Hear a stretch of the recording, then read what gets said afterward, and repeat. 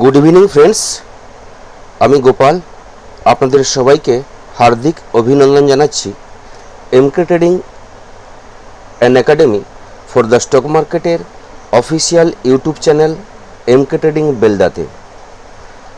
আজ 17 সেপ্টেম্বর বিশ্বকর্মা পূজা।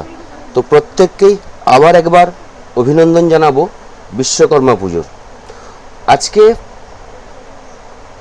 Nifty, bank Nifty, সেন্সেক্সের overall আমরা মুভমেন্ট দেখলাম। পুরো দিন বলতে গেলে সাইডওয়েজ টু পজিটিভ মার্কেট ধরে রেখেছিল। ব্যাঙ্ক নিফটির একটা মুভমেন্ট আমরা দেখতে পেয়েছি আজকে। ওভারঅল নিফটির তুলনায় ব্যাঙ্ক নিফটিতে মুভমেন্ট ভালো হয়েছে, সেন্সেক্সও ভালো মুভমেন্ট হয়েছে। নিফটি আজকে বলতে গেলে একদম একটা রেঞ্জের মধ্যে দাঁড়িয়েছিল। কারণটা হচ্ছে আজকে ফেডের পলিসির অ্যানাউন্সমেন্ট আছে প্রায় রাত 11:30টার দিকে।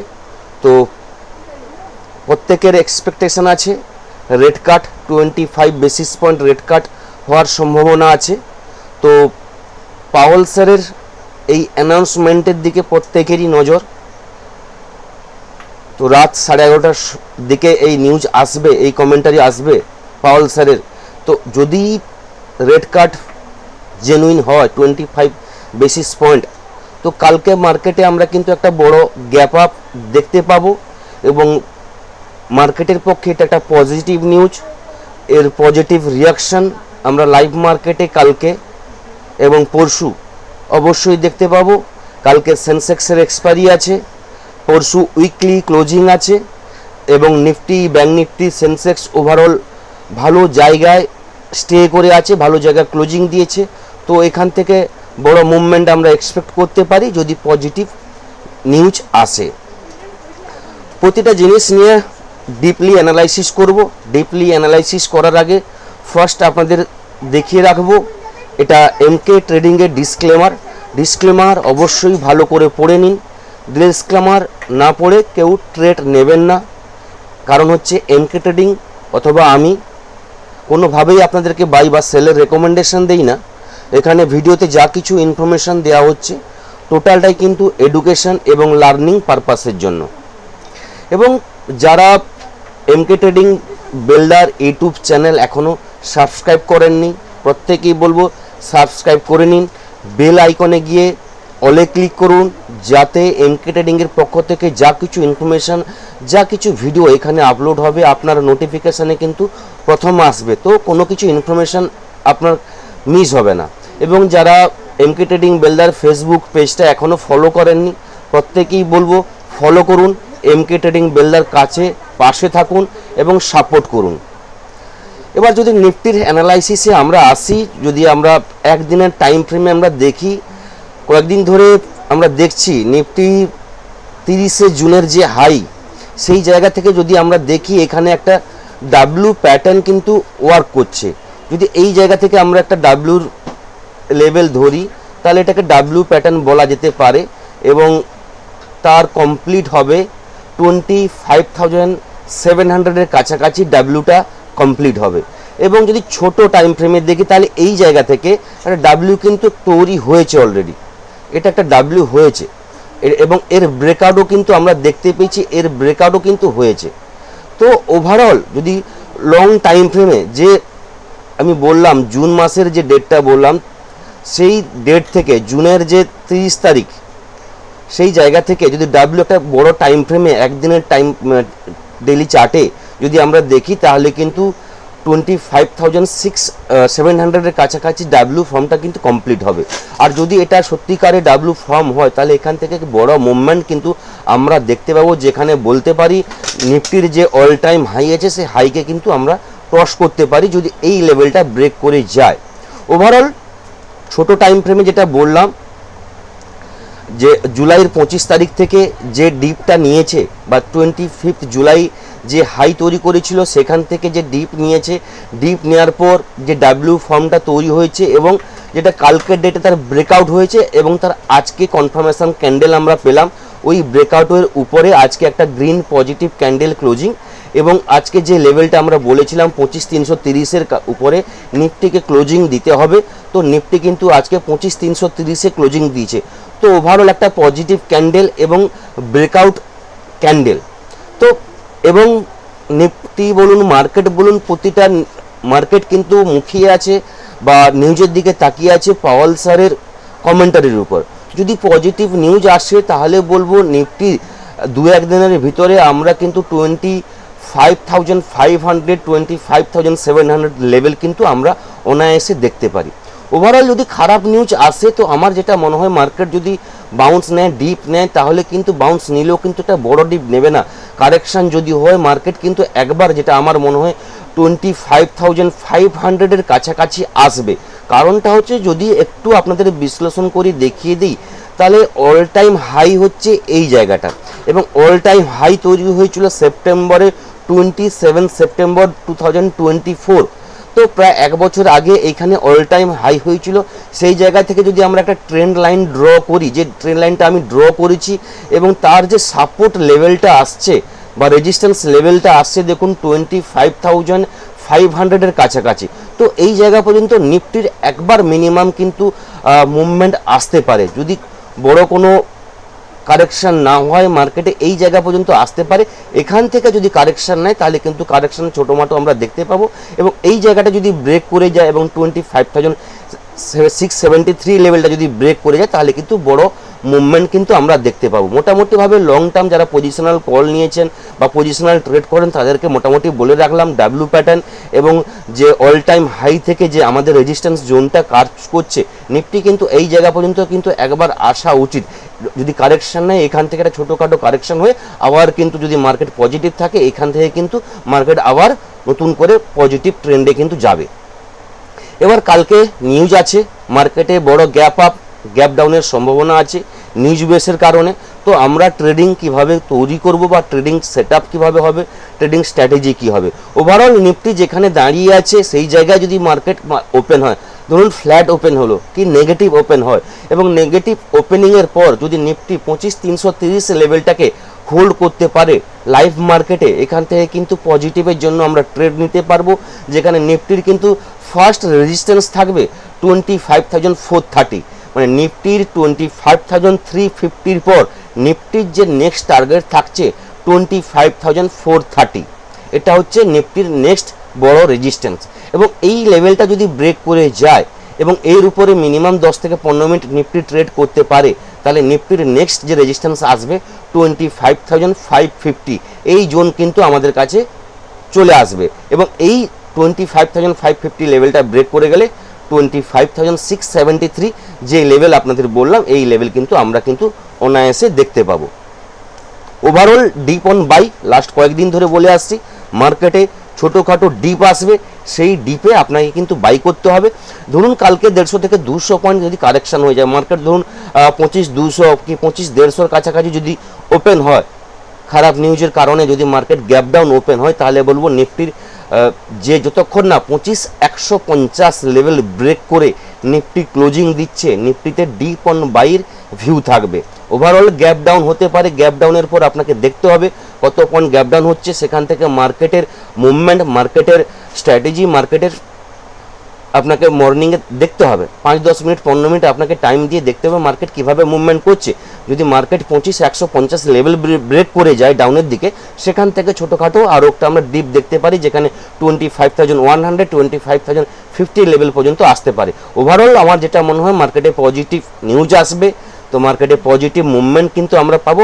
যদি কালকে ফ্ল্যাট টু নেগেটিভ ওপেন হয় কি ফ্ল্যাট টু পজিটিভ ওপেন হয় এবং মার্কেট 25,330 25,350 জোনটা যদি ধরে রাখতে পারে লাইফ মার্কেটে, সেখান থেকে পজিটিভ ট্রেড আমরা নিতে পারি। ওভারঅল গ্যাপ ডাউন এবং গ্যাপ আপের উপরে নির্ভর করছে কালকে মার্কেটের ট্রেডিং।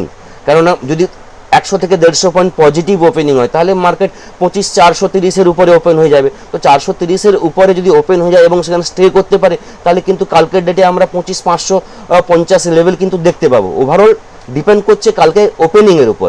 এবার ধরুন ফ্ল্যাট ওপেনিং হলো এবং 25,250 কি 25,330-এর কাছাকাছি যদি ওপেন হয় তাহলে 25,330 লেভেলটা যতক্ষণ না ব্রেক করতে পারছে ট্রেড করা যাবে না। 25,330 25,350 লেভেলটা ব্রেক করে গেলে সেখান থেকে কিন্তু পজিটিভ আমরা ট্রেড নিতে পারবো। তো এই থাকলো নিফটির ভিউ কালকের জন্য। এবার যদি ব্যাঙ্ক নিফটির আমরা অ্যানালাইসিস করি, ব্যাঙ্ক নিফটি তো আমি বলেছিলাম, কালকের ভিডিওতেও বলেছিলাম 55,000, যেখানে কালকে ব্যাঙ্ক নিফটি ক্লোজিং ছিল, ব্যাঙ্ক নিফটি বলতে গেলে 55,150-এর কাছাকাছি ক্লোজিং ছিল।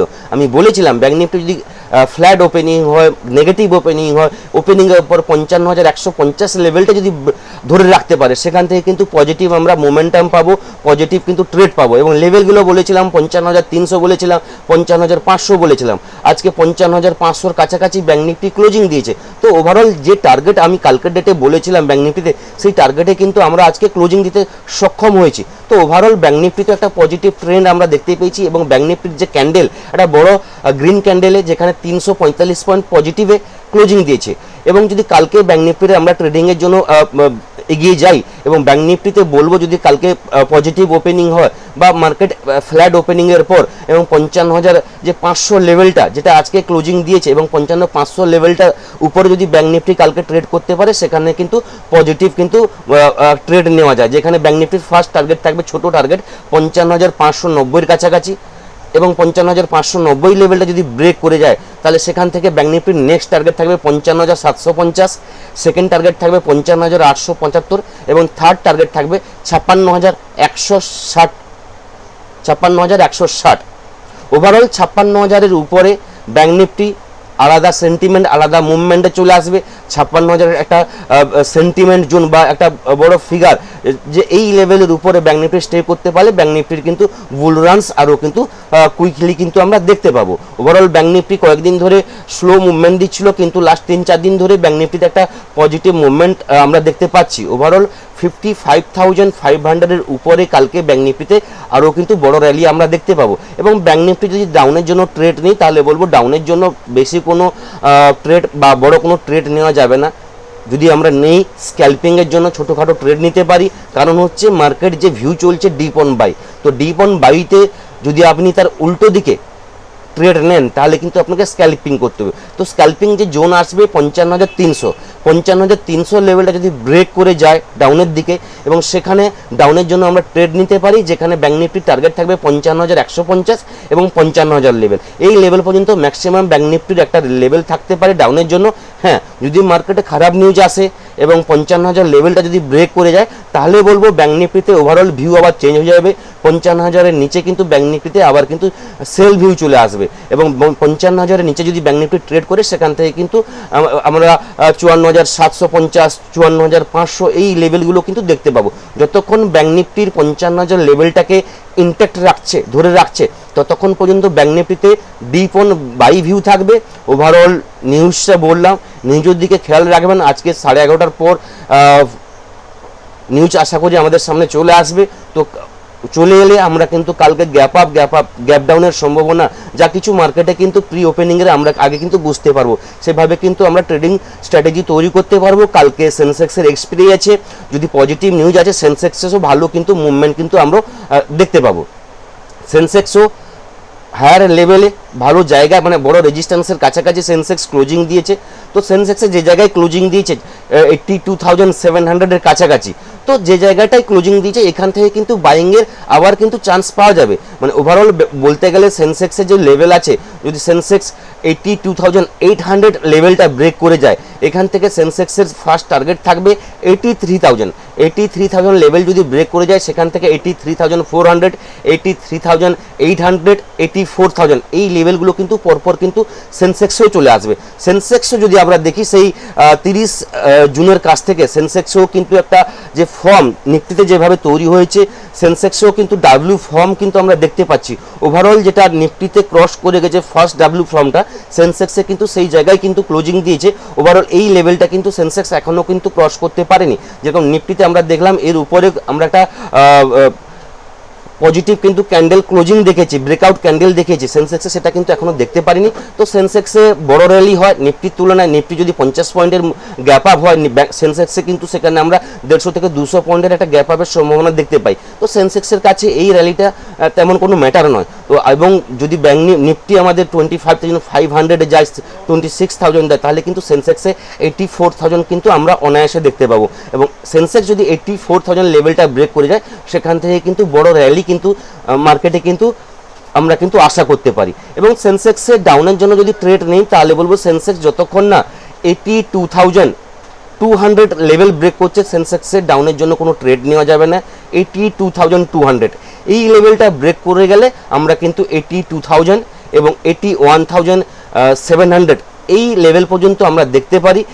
যেটা বলতে গেলে কালকে যেটা লো হয়েছিল 16 সেপ্টেম্বরের যে লো, এই লো পর্যন্ত একবার কিন্তু আসতে পারে যদি মার্কেটে কোনো কিছু খারাপ নিউজ আসে, গ্যাপ ডাউন ওপেন হয় এবং কন্টিনিউ ডাউন থাকতে থাকে, তাহলে কিন্তু ম্যাক্সিমাম 81,700 যে লেভেল বললাম এই লেভেল পর্যন্ত কিন্তু ম্যাক্সিমাম, অর্থাৎ বলতে গেলে কালকের যে লো ছিল সেই লো পর্যন্ত একবার কিন্তু আসতে পারে 81,780 পর্যন্ত।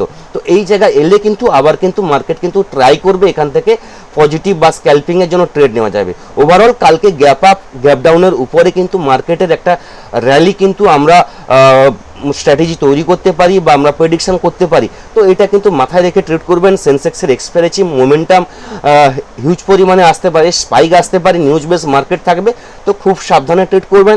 যদি সম্ভব হয় নেক্সট এক্সপায়ারির কোনো কিছু ট্রেড অপশান নিয়ে কিন্তু ট্রেড করবেন। এবং সেকেন্ড হাফে জিরো হিরো গামা ব্লাস্ট যদি সম্ভাবনা থাকে তাহলে সেখানে কিন্তু আপনার যে ক্যাপিটালটা যদি মানে লস হয়ে গেলে, যেটা আপনার কোনো মানে ক্ষতি হবে না, সেরকম কিছু ফান্ড নিয়ে আপনি জিরো হিরো ট্রেড নিতে পারেন। তো এই থাকলো নিফটি, ব্যাঙ্ক নিফটি, সেন্সেক্সের ওভারঅল ভিউ। ফেডের আপনাদের মিটিংয়ের কথা বললাম, আজকেই তার অ্যানাউন্সমেন্ট আছে। এবং এফআইদের যদি ডেটা আমরা দেখে নিই, আজকে এফআইদের ডেটা এসছে কিনা। এফআইদের আজকে 1124 কোটি টাকার সেলিং কিন্তু আমরা দেখতে পাচ্ছি লাইভ মার্কেটে। যে ডেটা এসছে এফআইদের সেলিং আজকে আমরা দেখতে পাচ্ছি 1124 কোটি টাকা। এটা একটা নেগেটিভ ইম্প্যাক্ট এবং পজিটিভ বলতে গেলে 2293 ডিআইদের বাই। ওভারঅল ডিআইরা কিন্তু প্রতিদিন আমরা দেখতে পাচ্ছি এফআইদের কিন্তু ধরে রাখার চেষ্টা করেছে বা মানে কি বলবো এগেনস্ট হিসাবে কিন্তু প্রতিবারই কিন্তু ডিআইরা কিন্তু তাদের কিন্তু অ্যাক্টিভিটি কিন্তু প্রতিদিন দেখাচ্ছে। তো বারবার যেটা বলে রাখি এফআইদের কিন্তু বাইংয়ে আসতে হবে। এই ফিগার যতক্ষণ না চেঞ্জ হচ্ছে আমরা কিন্তু একদম মানে স্ট্রংলি পজিটিভ মার্কেটে ভিউতে থাকতে পারবো না। তো এটা একটা আজকের জন্য এফআইদের মানে যে নিউজটা বা ফিগারটা এসছে এটা একটা খারাপ কালকের মার্কেটের জন্য। যদি গ্লোবাল মার্কেট আমরা দেখে নিই তাহলে দেখব গ্লোবাল মার্কেট একদম মানে একদম শান্ত দাঁড়িয়ে আছে। ইউএস মার্কেট দাও এখন চলছে 89 point positive, S&P 500 8 point negative চলছে, ন্যাসড্যাক চলছে 14 point negative. US market Europe market একদম বলতে গেলে flat 25 point positive, FTSE CAC 21 point negative, DAX 52 point positive. যদি আমরা এশিয়ান মার্কেট দেখে নিই গিফট নিফটি ফিউচার চলছে 12 পয়েন্ট পজিটিভ, 25,426 ট্রেড করছে গিফট নিফটি ফিউচার। বাকি Asian market flat to positive, flat to negative, overall বলতে গেলে নিউট্রাল মার্কেট চলছে। তো গ্লোবালও মার্কেট কিন্তু পাওয়েল স্যারের কমেন্টারির উপর কিন্তু ওয়েট করছে মার্কেটের মুভমেন্ট। গ্লোবাল মার্কেটের মুভমেন্ট কিন্তু আমরা দেখতে পাবো আজকে রাত্রে 11:30 পর কিন্তু মার্কেটে আস্তে আস্তে কিন্তু মুভমেন্ট কিন্তু আমরা দেখতে পাবো। ইউএস মার্কেট ওপেন হয়ে যাবে কিছুক্ষণের পর।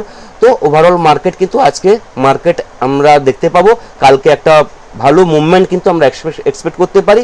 তো এই থাকলো কালকের জন্য ওভারঅল মার্কেটের ভিউ। নেক্সট ভিডিওতে আপনাদের সঙ্গে আবার দেখা হবে। সবাই ভালো থাকবেন। থ্যাংক ইউ, ধন্যবাদ।